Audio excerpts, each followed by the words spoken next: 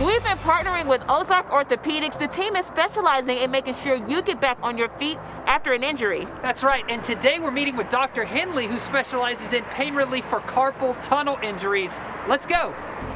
So we're inside and we're meeting with Dr. Noel Henley. Thank you so much for having us. Thank you.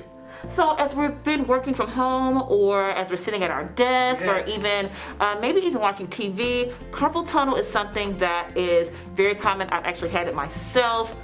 Talk to us about what it is and what are some symptoms? Sure. So a lot of people think that any kind of wrist pain would be carpal tunnel, but that's not true. You can have lots of things that cause wrist pain, tendonitis, an injury, of course, but carpal tunnel is one of those things. So carpal tunnel syndrome is numbness and tingling in the hand, usually worse at night, sometimes waking people up from a dead sleep. It can happen at any age. The reason the numbness happens is because there's a lack of blood flow in the nerve. And so carpal tunnel is literally a tunnel in the wrist, so it's right here. And in that tunnel there are 9 tendons and 1 nerve. So the swelling happens in the tendon linings. They swell up and they push on the nerve that's inside there and choke its blood flow. And so to keep those fingers and flexor tendons moving and keep them loosened up is a good idea. I'm Rocky Fleming. I'm the founding director of Influencers Global Ministries. I'm a writer, a lecturer, a mentor. I started having symptoms of the carpal tunnel about 2 years before I had anything done about it. I was having numbness. I was being waked up at night because I couldn't sleep. I'd have to get up and shake my hand down. Little things that I normally did with ease, like using a screwdriver or writing in my journal or typing on the keyboard, they were greatly limited, and as a result I found myself struggling. After I started investigating, I found that Dr. Henley was a hand surgeon, and I went to him.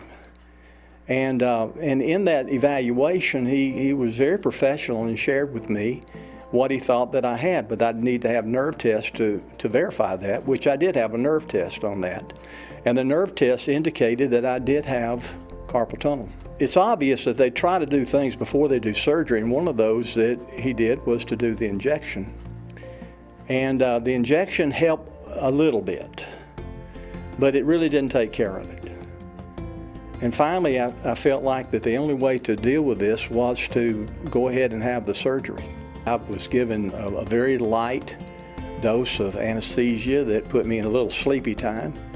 And just a few minutes later, I was told, hey, it's done. The recovery on that was also, I think, very encouraging.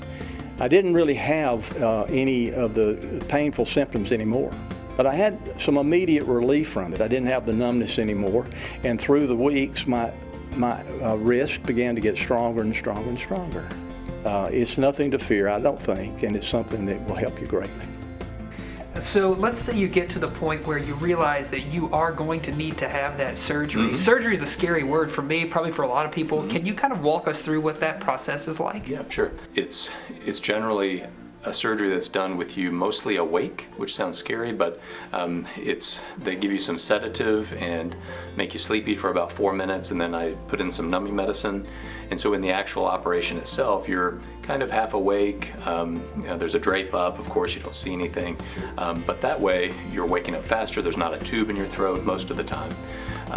The surgery takes about 7 minutes once the skin is opened up.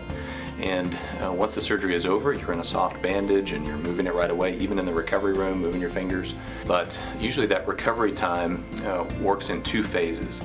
The nighttime stuff, the nighttime waking up and the pain, that gets better really fast, sometimes that night. And then the leftover tingling during the day or with activities, that can take several months, even up to a year or so for that to completely go away, depending on age of the patient and severity and things like that. So the surgery itself is not a big one, but it's still a surgery, so we still have to have a conversation about pros and cons and risks and things like that. Dr. Henley, thank you so much for having us today. Definitely want to make sure we're just doing a couple of little stretches like you said. I know, because I know I'm typing a lot these days, so stretching it out, that's great. Absolutely. Thank you so much for having us, Dr. Henley. Yeah, thank you. We'll be right back with more Good Day in WA. Do those stretches.